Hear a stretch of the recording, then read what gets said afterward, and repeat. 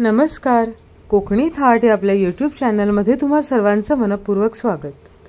तर आज आपण बघणार आहोत लाल माठाची भाजी कशी करायची ते।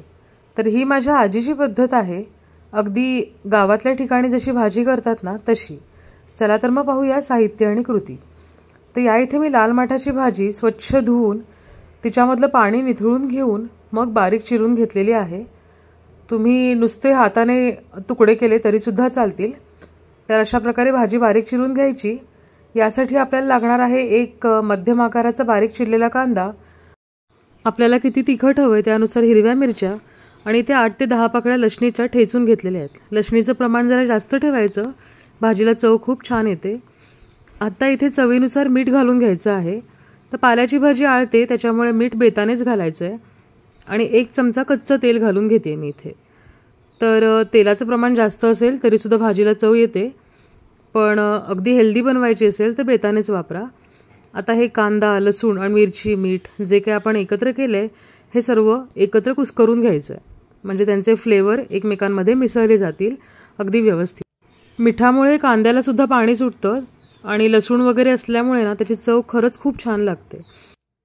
तर ही गावाकडची पद्धत आहे जिथे फोडणी वगैरे काहीही न घालता पालेभाजी केली जाते, त्याच्यामुळे जीवनसत्व सुद्धा अबाधित राहतात, चवीला पण उत्कृष्ट लागते। आता हे जे एकत्र केलेलं मिश्रण आहे कांदा, मिरची, मीठ, तेल यांचं, हे आपण पालेभाजीला सुद्धा लावून घ्यायचंय। लावून घ्यायचंय म्हणजे कुस्करून घ्यायचंय पालेभाजीमध्ये, म्हणजे हे जे सगळे फ्लेवर्स आहेत ते व्यवस्थित पालेभाजीमध्ये इन्फ्यूज होतील। तर व्हिडिओमध्ये ज्याप्रमाणे दाखवते त्याप्रमाणे पालेभाजीला हा सर्व कांदा वगैरे लावून घ्यायचा आहे। तेलाचं प्रमाण कमी वाटत असेल तुम्हाला आणि तेल जास्त चालत असेल तर अजून थोडंसं कच्चं तेल वरून घातलं तरी सुद्धा चालेल। आता ही कढई मी गॅसवर ठेवून घेते। तर पालेभाजी कोवळी असेल आणि ताजी असेल तर त्याच्या पाण्यामध्ये ती व्यवस्थित शिजते, एक्स्ट्राचं पाणी वापरायला काही लागत नाही। तर वरती फक्त मी बंद झाकण ठेवून घेतलंय, 1-2 वाफांमध्ये पालेभाजी व्यवस्थित शिजेल। पण जर पालेभाजी जून असेल किंवा आणून खूप दिवस झालेले असतील तर शिजत नाही लवकर अशा वेळेला, कारण तिला पाणी तेवढं सुटत नाही। तर अशा वेळेला पाण्याचा एखादा हपका मारला तरी सुद्धा चालेल। बंद झाकण नसेल तर जे आपण झाकण ठेवतो खोलगट त्याच्यावरती पाणी ठेवून सुद्धा वाफेवरती ही भाजी शिजवली जाऊ शकते। आता भाजी बऱ्यापैकी आळत आलेली आहे, 50% भाजी एका वाफेमध्ये शिजलेली आहे। आता दुसरी वाफ काढून सुद्धा पाहिल्यावर तुम्ही बघू शकता की भाजी इथे अगदी व्यवस्थित शिजलेली आहे, पूर्ण आळलेली आहे भाजी।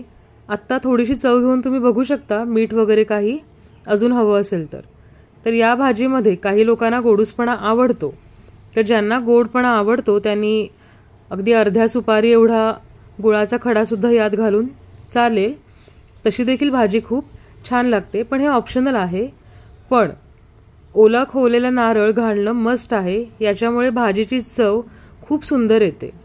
मी इथे 2 मोठे चमचे किसलेला नारळ घालून घेतलेला आहे ओला, आणि अगदी ताजा आहे, आत्ताच किसून हा नारळ घातलेला आहे।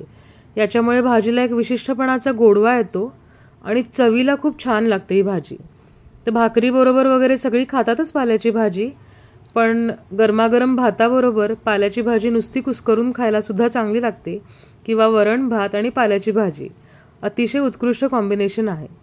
तर या प्रकारे तुम्ही कधी भाजी केली नसेल जी प्रॉपर गावरान पद्धत म्हणतात त्याप्रमाणे, तर नक्की करून बघा।